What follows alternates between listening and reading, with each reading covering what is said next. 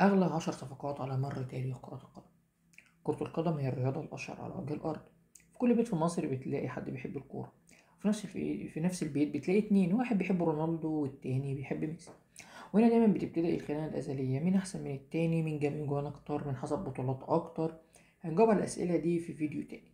لكن موضوعنا النهاردة هو مفكرتش تسأل نفسك مين أغلى لاعب على وجه الأرض؟ وقبل ما تقول لي ميسي وهو يقول لي رونالدو، أحب أقول لك إننا هنستعرض قائمة أغلى 10 صفقات بيع لاعبين تمت لحد النهاردة.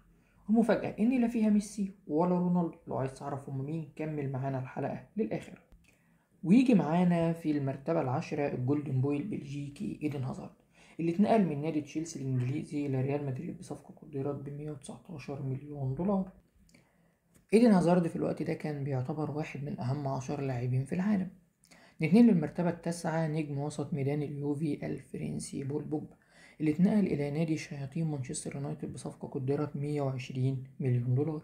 واستكمالا لصفقات اللاعبين الفرنسيين في المرتبة الثامنة تأتي الموهبة الفرنسية في ذلك الوقت وموهبة بروسيا دورتموند عثمان ديمبلي، اللي اتنقل إلى نادي برشلونة بصفقة تم تقديرها ب130 مليون دولار. أما بقى في المرتبة السابعة بتيجي الدبابة روميليو لوكاكو. بعد التألق الكبير مع انتر ميلان وتحقيق لقب الدوري الإيطالي بيعود للبريمير ليج، لكن من بوابة تشيلسي في صفقة قدرت ب131 مليون دولار. أما بقى من المرتبة السادسة فالإنجليزي جاك جريليش، اللي اتنقل من أستون فيلا إلى نادي مانشستر سيتي مقابل 134 مليون دولار. ونوصل بقى للمراتب الخمسة الأولى.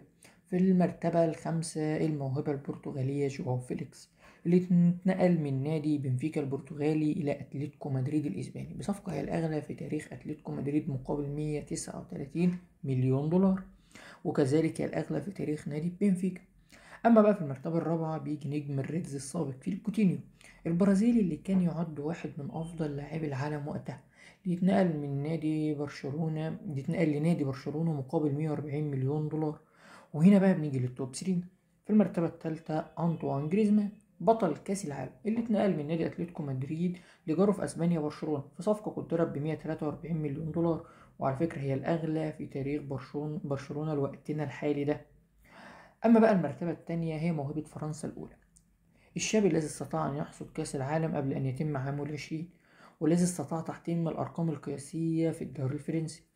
قيل عنه أنه مستقبل فرنسا. تدخل الرئيس الفرنسي شخصيا لكي لا يخرج من الدوري الفرنسي، هو كيليان امبابي، اللاعب الذي انتقل من نادي موناكو إلى نادي العاصمة باريس سان جيرمان في صفقة كانت عاملة 218 مليون دولار.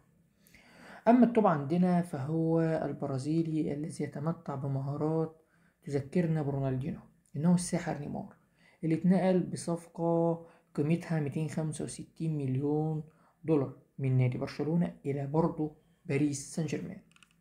وهنا بتنتهي قائمتنا، وبرغم يعني الأرقام الكبيرة والخرافية اللي احنا قلناها في بعض الصفقات، إلا إن مش ده دايما بيكون قيمة اللاعب الحقيقية. والدليل إن في كتير من الصفقات دي فشلت، هنبقى نعرفها في فيديو تاني. والدليل الأكبر والأزلي إن احنا لسه بنتخانق مين الأحسن، رونالدو ولا ميسي. نشوفكم في فيديو قادم.